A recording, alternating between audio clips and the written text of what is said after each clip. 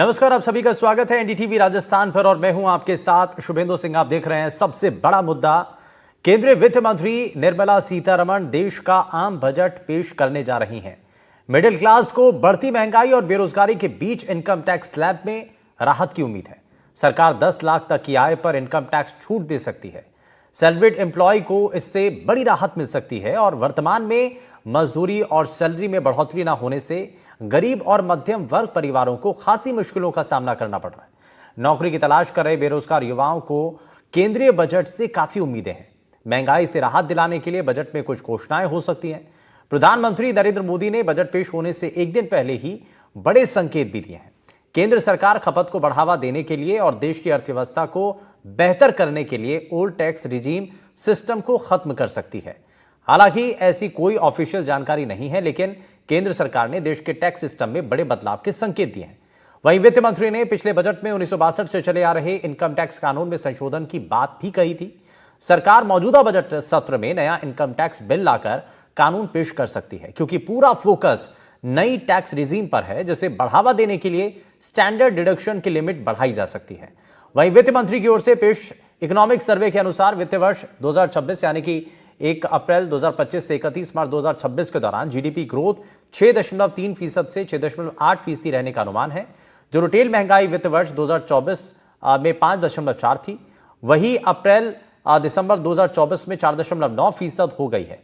Budget से राजस्थान को भी बहुत सारी उम्मीदें हैं। पानी के लिए विशेष पैकेज मिलने की संभावना है। पर्यटन के लिए नए सर्किट का विकास होने की संभावना है। धार्मिक और ग्रामीण पर्यटन को बढ़ावा मिले, इसको लेकर के भी कोशिशें हो सकती हैं। हैंडीक्राफ्ट के लिए विशेष पैकेज और इंसेंटिव भी वापस शुरू हो सकते हैं। सड़क, रेल, हवाई सेवाओं का विस्तार होने की संभावनाएं भी है। उदयपुर, जोधपुर से भी अलग अलग देशों के लिए इंटरनेशनल फ्लाइट्स उड़ान भरें। स्वास्थ्य बीमा में टैक्स छूट मिले। जीएसटी का सरलीकरण हो। राजस्थान में एमएसएमई में सरल लोन और स्टार्टअप पॉलिसी की मांग भी जोर शोर से उठ रही है। वहीं सोलर एनर्जी के लिए विशेष पैकेज, खाद्य पदार्थों और होटल रेस्टोरेंट में खाने पीने पर जीएसटी में छूट मिलने की भी संभावना मानी जा रही है। पेट्रोल डीजल पर देश भर में समान जीएसटी लागू करने की मांग भी है और पेट्रोल के दाम जो हैं वो सस्ते करने को लेकर के क्या कदम हो सकते हैं, उस पर भी सभी की नजरें। वहीं छोटे कारोबारियों के लिए ऋण सीमा को लेकर प्रावधान है। फ्री राशन योजना का दायरा बढ़ाने, पीएम आवास के 3 करोड़ नए घरों का लक्ष्य राजस्थान में विस्तार जैसी कुछ मांगे भी हैं।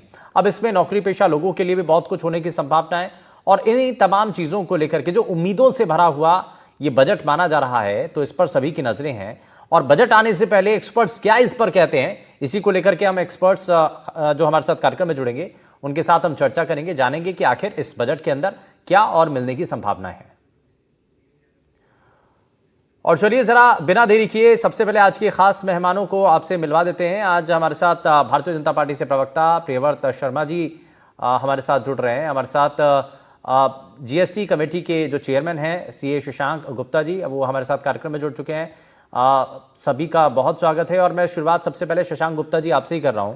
जिस तरीके की चीजें अभी तक नजर आ रही हैं और जो उम्मीदें हैं, उन उम्मीदों पर ये बजट कितना खरा उतर सकता है? क्या आपको लग रहा है कि इस बार क्या होने की संभावना है सर?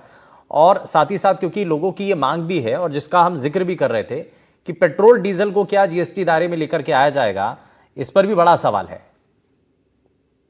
देखिए शुभेंदु जी, आने वाला जो बजट कल पेश किया जाएगा उसमें मैं समझता हूं कि 2 बहुत ही इंपॉर्टेंट फैक्टर्स हैं जो कल आने वाले बजट को ड्राइव करेंगे।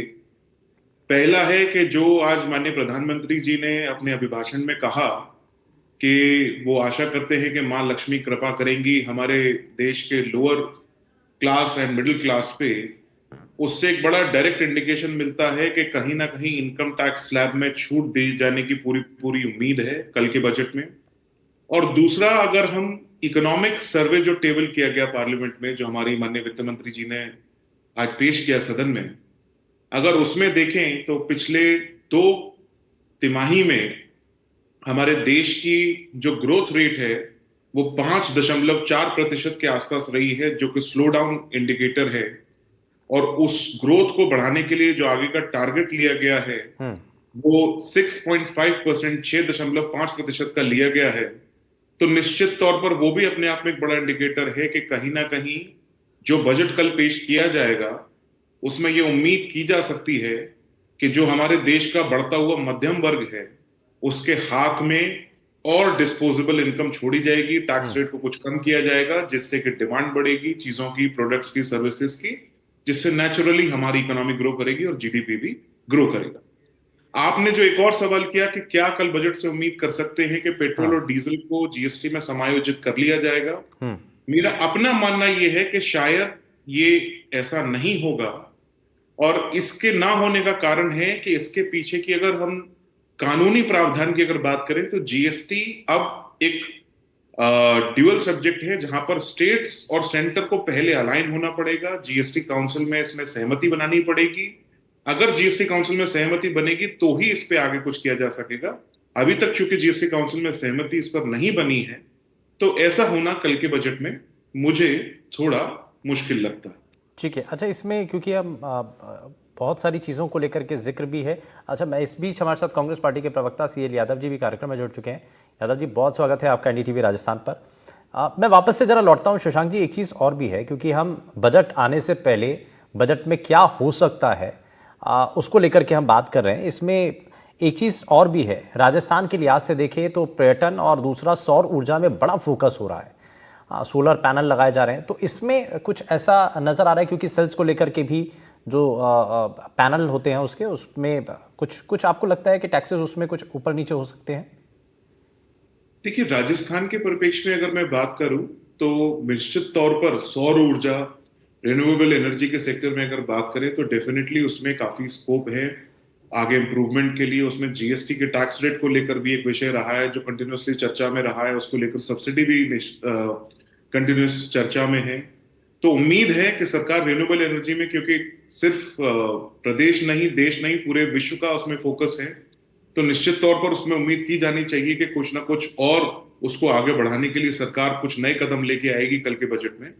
टूरिज्म एक सेक्टर है। मैं एक और सेक्टर इसमें जोड़ना चाहूंगा जो अपने राजस्थान प्रदेश के लिए इंपॉर्टेंट हो सकता है, वो है कि अगर हम अपने इंडस्ट्रियल सेगमेंट को भी देखें तो राजस्थान का अपना जो जितने भी रिको इंडस्ट्रियल एरिया है, जिसमें अपना निमराना है, भिवाड़ी है, जितने भी क्लस्टर्स, उसके लिए भी सरकार को निश्चित तौर पर ओवरऑल एज इंडस्ट्री भी कुछ ना कुछ बेनिफिशियल लेके आना चाहिए, जो मुझे लगता है कि राजस्थान के लिए निश्चित तौर पर आने वाले समय में प्रभावी साबित हो। ठीक है, तो ये कुछ पॉइंट हैं जो राजस्थान के लिए बड़े महत्वपूर्ण साबित हो सकते हैं, लेकिन इसमें से किन पहलुओं पर विचार किया जाएगा और किस पर मोहर लगेगी, क्या बजट के अंदर दिखाई देगा, इसको लेकर के और ज़रा बारीक से बात करते हैं। हमारे साथ जो बीजेपी से प्रवक्ता हैं प्रियव्रत शर्मा जी, क्या नज़र आ रहा है सर? क्योंकि लोगों को तो बहुत सारी उम्मीदें हैं, आप जहाँ भी जाएंगे आप लोगों से पूछेंगे तो चाहेंगे कि महंगाई कम हो साहब, जो सैलरीड पर्सन है वो चाहेंगे कि जो टैक्स स्लैब है उसके अंदर थोड़ी सी उनको और एक बार फिर से राहत मिलती हुई दिखाई दे।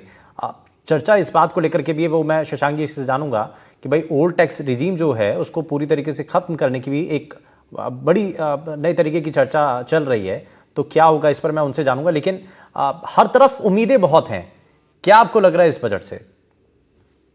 देखिए सर, लोकतांत्रिक व्यवस्था में जनता जनार्दन की सरकार के साथ उम्मीदें होना स्वाभाविक है और होनी भी चाहिए। और आदरणीय निर्मला सीतारमण जी ने नारी तू नारायणी के सनातन सत्य को साकार किया है, पिछले बजट में किए है, अभी भी करेंगी। ये बजट जो होगा वो 4 जातियों पे आधारित होगा, युवा, महिला, किसान और गरीब, चारों को ध्यान में रखते हुए अंतिम व्यक्ति तक कैसे लाभ पहुंचे, हमारा एक मूल विचार है। अंतिम व्यक्ति तक खड़े हुए आदमी को लाभ पहुंचना चाहिए और वही विचार ध्यान में रखते हुए, वही मूलभूत विचार को ध्यान में रखते हुए बजट बनाया जाएगा। और उसी तरीके से जैसे पिछले 10 साल में एक लॉन्ग टर्म विजन के साथ में भारत को 2045 तक विकसित राष्ट्र बनाना है, ये संकल्प आदरणीय नरेंद्र मोदी जी की का है और उनकी सरकार का है।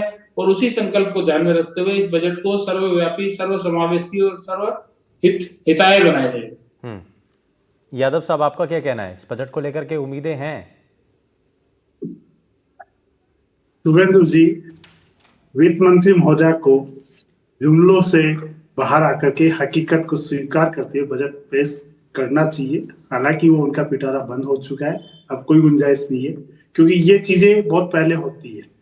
लेकिन उम्मीद नहीं है, क्योंकि पिछले 11 साल में 10 साल और ये 12 बजट है इस मोदी सरकार का 3.0 का सेकंड बजट है। तो जो 2024 में बजट आया उसमें भी वही जुमले थे, हकीकत कहीं नहीं थी। हम युवाओं को रोजगार देने के वादे थे, वो कहीं नहीं है। अनएम्प्लॉयमेंट शायद आजादी के बाद में सबसे ज्यादा है। आज 40% युवा बेरोजगार है, ग्रेजुएट्स की बात करें तो। और यदि ओवरऑल बात करें तो 30% से ज्यादा युवाओं को रोजगार नहीं मिला। मोदी जी आए थे 2 करोड़ रोजगार देंगे, वो कहीं नहीं है। मोदी जी रोज गोल पोस्ट बदलते हैं। 2022 तक ये होगा, फिर कहते हैं 2025 में होगा, फिर कहते हैं 2027 में होगा। अब 2080 का और लेकर के आ गया, जब तब तक शायद हो सकता है आप और मैं इस दुनिया में नहीं रहे। ये रोज गोल पोस्ट करते हैं। 2047 में हम विश्व गुरु बनेंगे। आज जो जीडीपी के हालात है वो लगातार गिरावट के साथ है। आज जो डायरेक्ट टैक्स में कॉर्पोरेट टैक्स और इनकम टैक्स का जो हिस्सा है, ये पहली सरकार है 2019 के बाद में कि आम जनता को चूस रही है और कॉर्पोरेट्स के ऊपर मेहरबान है। करीब करीब 2019 के बाद में 10 लाख करोड़ रुपए की कॉर्पोरेट्स को रियायत दी गई। एक रिएक्शन इस पर मैं जरा ले लेता हूं। मैं इसमें प्रियव्रत जी को उतनी ही मैं ठीक है यादव जी मैं जरा इसमें रिएक्शन लेता हूं। गुप्ता जी कह आपने जो सवाल उठाया मैं उस पर जरा एक रिएक्शन लेता हूं। प्रियव्रत जी एक चीज जरा थोड़ा सा इसके बारे में बताइए। एक चीज जरा प्रियव्रत जी इसके बारे में, क्योंकि बड़ा वाजिब सा सवाल किया है सीएल यादव जी ने कि आपकी सरकार ने क्या बड़ा बदलाव किया, लोगों को जो महंगाई है उससे राहत दिलाने के लिए आपने क्या किया। हर साल आप कहते हैं नौकरी का वादा आप कर देते हैं, आप कहते हैं कि हम इतने लाख नौकरी देंगे, लेकिन अभी तक कितनी नौकरियां मिली हैं? आप सार्वजनिक कीजिए ना आंकड़ा। सर हमारी ये देखो आंकड़ों पे तथ्य पे तो बात करते नहीं है, ऐसे जनरलाइज बात करें तो उसका तो कोई इलाज नहीं है। 2014 में जब हमारी सरकार आई और आज की डेट में महंगाई की बात करें तो पिछली कांग्रेस सरकार में जितनी महंगाई रही उससे महंगाई अपन कंट्रोल में। आज भी 4.2% महंगाई की बात हुई आर्थिक सर्वेक्षण में। जीडीपी की ये बात करते हैं, जीडीपी पूरे विश्व की 3% से कम है और हमारी 6.3 से 6.9 की आर्थिक सर्वेक्षण में हमने टारगेट लिया है। तो भारत की जो ग्रोथ है वो इनसे देखी नहीं जा रही। रोजगार की बात करें, आज प्रधानमंत्री जी ने युवा स्वरोजगार को इतना प्रमोशन किया है कि मुद्रा लोन देख लो, एसएमई को 5 करोड़ रुपए तक का कोलेटरल फ्री लोन की सुविधा दी है। पहले इनके कभी सोचा भी नहीं होगा कि एसएमई को इस तरीके से ग्रो किया जा सकता है। तो नौकरी देखिए 140 करोड़ का ये देश है, हर आदमी को सरकारी नौकरी नहीं मिल सकती, ये सब लोग जानते हैं, जनता भी जानती है, अपन भी जानते हैं। लेकिन ऐसा वातावरण देना सरकार का काम है जिसमें कि आदमी स्वरोजगार की तरफ बढ़े और स्वयं के पुरुषार्थ से उद्यमी बने और रोजगार देने वाला बने, ना कि रोजगार मांगने वाला बने। देखिए कॉन्सेप्ट में फर्क है। मोदी जी का ये कॉन्सेप्ट है कि आदमी को उसका पुरुषार्थ जागृत कर, उसको स्वरोजगार का भाव जागृत कर, उसको उद्यमी बनाया जाए जिससे कि वो और 10 लोगों को संबल प्रदान कर सके। और यही होना चाहिए। हाँ, उसके लिए सरकार एनवायरमेंट कर रही है, मुद्रा लोन योजना दिया है, एसएमई के अंदर पूरा बेनिफिट दिया है, एसएमई के अंदर कोलेटरल फ्री लोन 5 करोड़ रुपए तक का कर दिया, मुद्रा लोन को 10 लाख से 20 लाख कर दिया, हर क्षेत्र में लोन की सुविधा दी है, विश्वकर्मा योजना दी है और रेडी पटरी तक वालों को भी लोन की बैंक से कभी सोचा भी नहीं। वो लोन तो दे दिया, ऐसा तो है नहीं ना कि वो लोन चुकाना नहीं होगा। जिन लोगों ने लोन लिया है वो वापस भी तो देना है, स्टेबिलिटी बनी रहे। ऑनलाइन मार्केटिंग में कितना युवा उनको स्किल्ड करना ये बड़ा जरूरी है सर। इसमें अगर आपने लोन दिया तो वो लोन वापस भी तो लेंगे ना सर, वापस तो लेंगे ना, कमा के। तो वही ना, इसलिए उनको स्किल्ड होना उनका बड़ा जरूरी है।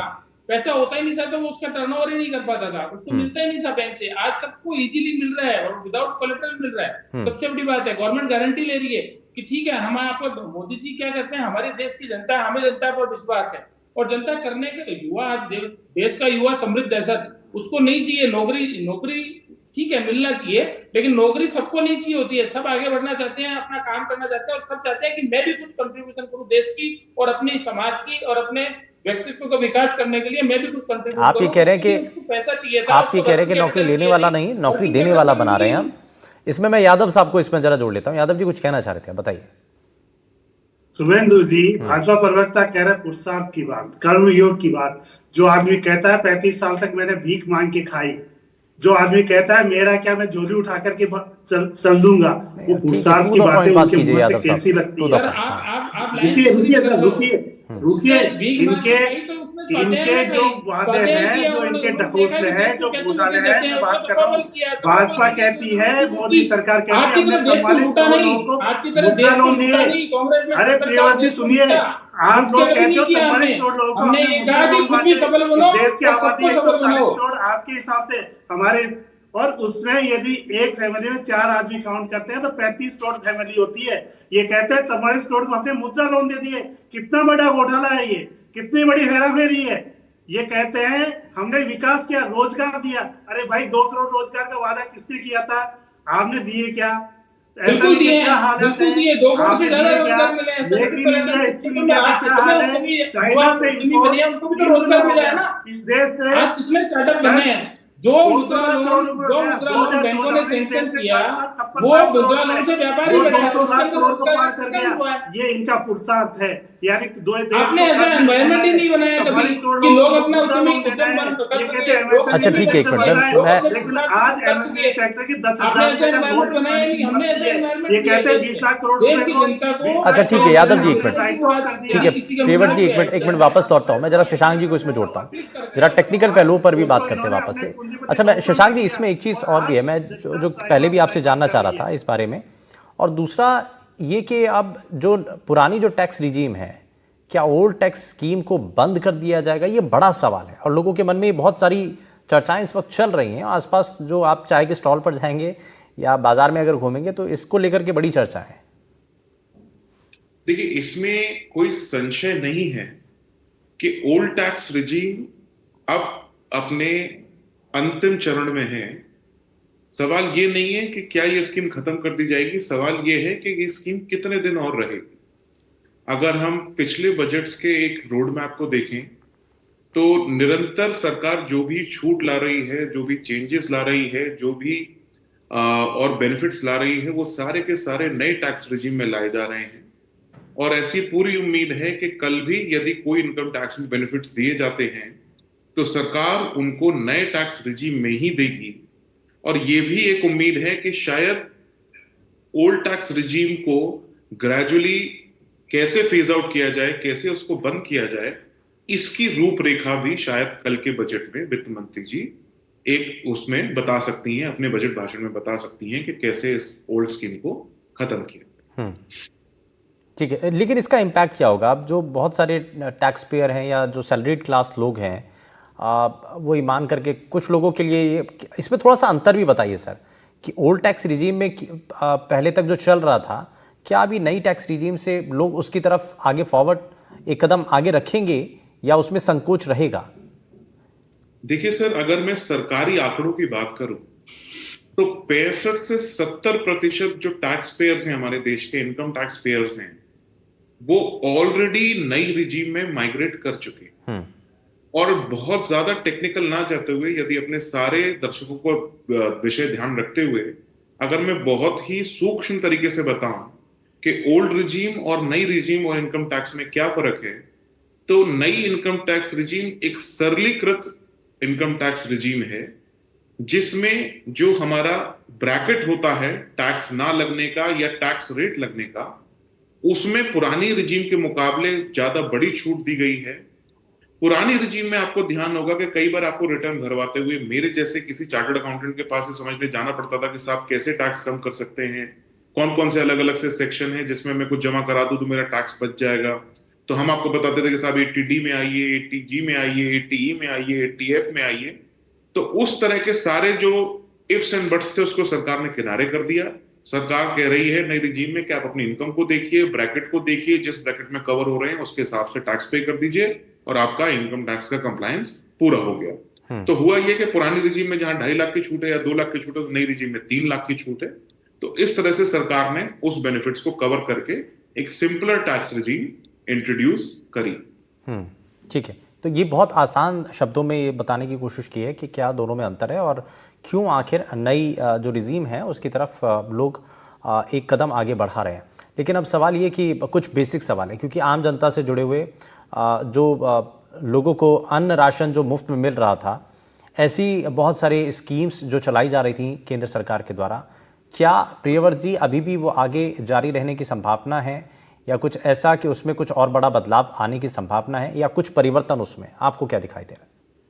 देखिए, कोरोना काल के बाद में प्रधानमंत्री जी को भी लगता था, हमारी पार्टी को, सरकार को लगता था कि एक बहुत बड़ा आघात लोगों के ऊपर लगा है, उससे बाहर निकलने में टाइम लगेगा और इसके लिए ये स्कीम चालू रखी। और अब कल क्या होगा वो तो कल सामने आ जाएगा, मतलब वित्त मंत्री जी अपना पिटारा खोलेंगी लेकिन जो भी किया वो देश और देश की जनता के भले के लिए किया, कि वो किस तरीके से वापस अपनी एक समृद्धि के रास्ते पर आ सके, क्योंकि कोरोना के अंदर बहुत मार पड़ चुकी थी एक निम्न क्लास को, लोअर मिडिल क्लास को और मिडिल क्लास को। तो इसके लिए ये रखना जरूरी था।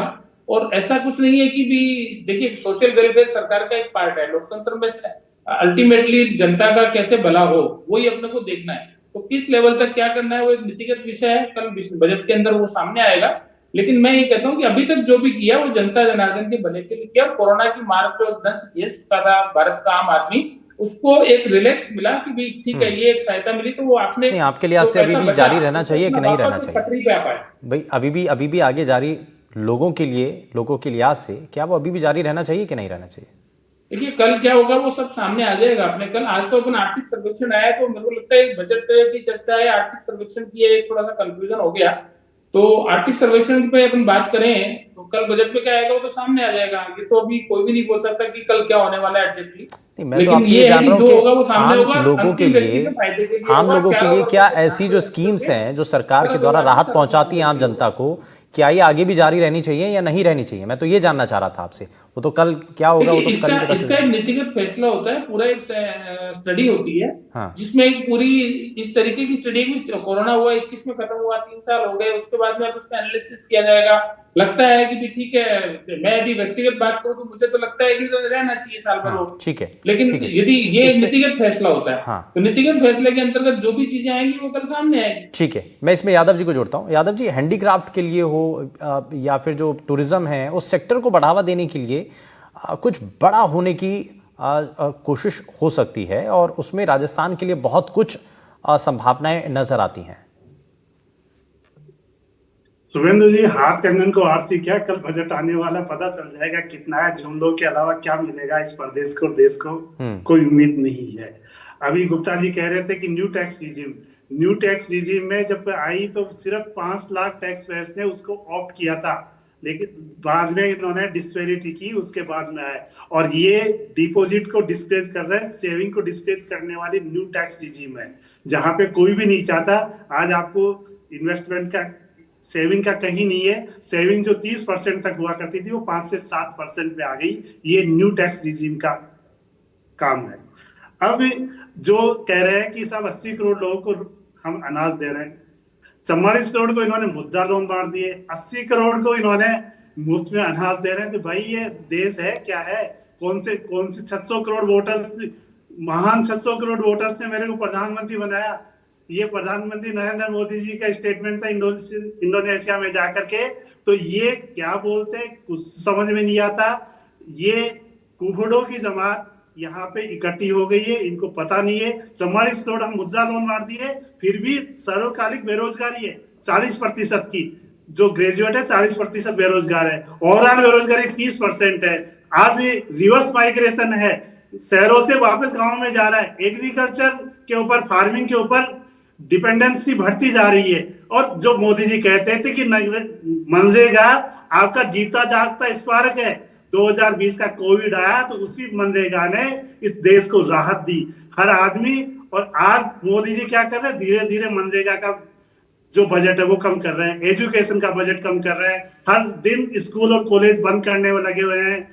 तो इनका हेल्थ इंश्योरेंस, हेल्थ सेक्टर में जो बर्बादी की है इन्होंने पिछले 11 साल में, उसके कारण से हर रोज 1 लाख नए गरीब पैदा हो रहे हैं। मैं इसमें जरा शशांक जी को जोड़ता हूँ, जरा जल्दी से एक रिएक्शन इसमें शशांक जी से ले रहा हूँ। शशांक जी, कल मार्केट की क्या चाल रह सकती है, क्या संभावना क्या नजर आ रही है? हकीकत स्वीकार, ठीक है यादव जी, ये सरकार में बैठ हाँ, कर शशांक जी, मैं इसमें कोई कमेंट करने से बचना चाहूंगा। हाँ, हालांकि आज जो मेरी जानकारी है कि कई दिनों की गिरावट के बाद आज मार्केट ने थोड़ा सा अपने आप को बैलेंस किया है। और देखिए, सिर्फ बजट आने की वजह से, वैसे तो कल शनिवार है, सिर्फ बजट आने की वजह से कल मार्केट खुल रहा है, मार्केट में ट्रेडिंग होगी। तो ये तो एक कंप्लीटली थोड़ा सा बहुत ही सब्जेक्टिव विषय है सर। और जैसे जैसे अनाउंसमेंट्स आते जाएंगे वैसे वैसे मार्केट तो दिल की धड़कन की तरह चलता है सर, एक धड़कन ऊपर एक धड़कन नीचे। तो आशा यही है कि बजट सभी के लिए कुछ ना कुछ अच्छा लेके आए, पॉजिटिविटी लेके आए, देश के लिए, समाज के लिए, हर वर्ग के लिए। इसी आशा के साथ बजट की तरफ जैसे आप अच्छा, देख रहे हैं एक और मैं इसी से जुड़ा हुआ एक लोगों के तरफ से जो है ना, ये सवाल रहता है हमेशा जब भी बजट आता है तो लोगों के मन में यही सवाल होता है कि भाई अब क्या महंगा हो रहा है और क्या सस्ता हो रहा है। ये दो चीज़ों के ऊपर सबसे ज़्यादा फोकस रहता है। आपको क्या, आपका अंदाज़ा क्या है, क्या महंगा होने की संभावना है और क्या सस्ता होने की संभावना नजर आती है? देखिए, इसमें मैं फिर एक बात कहना चाहूंगा कि जीएसटी आने के बाद कहीं ना कहीं आपने देखा होगा, अगर हम एक पैटर्न को देखें तो बजट 2017 से पहले जब बजट आता था तो अखबार के पहले पन्नों पे लिखा होता था कि ये चीजें महंगी हुई, ये चीजें सस्ती हुई। और जीएसटी आने के बाद अगर हम देखें तो उस तरह के पन्ने हमें दिखना बंद हो गए या बहुत कम हो गए। बात फिर वही है सर कि जीएसटी आने के बाद, क्योंकि ये मामला आप स्टेट्स और सेंटर दोनों को सहमति से पहले तय करना है कि क्या जीएसटी के रेट में प्लस होगा, क्या माइनस होगा, तो ये खबर पहले ही जीएसटी काउंसिल के माध्यम से कहीं ना कहीं मार्केट में आ जाती है। तो मेरे हिसाब से वो इम्पैक्ट शायद उतना ज्यादा नहीं होगा। हाँ, इनडायरेक्ट उसके फैक्टर्स हो सकते हैं। ठीक है, और हमने इस पर जो है बारीकी से चर्चा की है। बहुत शुक्रिया तीनों ही खास मेहमानों का कार्यक्रम में शामिल होने के लिए, अपना समय देने के लिए। लेकिन बहुत सारी चीज़ें हैं, बहुत सारी संभावनाएं भी हैं और बहुत सारी उम्मीदें भी हैं। राजस्थान के लोगों को भी बहुत सारी उम्मीदें हैं कि राजस्थान में जो आर्थिक तौर पर तरक्की हो या ढांचागत विकास हो, वो कैसे तेज़ी के साथ आगे बढ़े, इस पर यहाँ बात की गई है। और साथ ही साथ कल के बजट पर नज़र है, कल क्या देश को और राजस्थान को मिलने जा रहा है, इस पर सभी की नजरें रहेंगी। लगातार ये विशेष कवरेज आगे भी जारी रहेगी और कल दिन भर हम आपको दिखाएंगे कि कैसे बजट के अंदर बारीक विश्लेषण करके आपको बताया जाएगा कि क्या उस बजट के अंदर खास रहा है। यहाँ रुकने एक छोटे से ब्रेक के लिए आप कहीं मत जाएगा, बने रहिए एनडीटीवी राजस्थान के साथ। नमस्कार।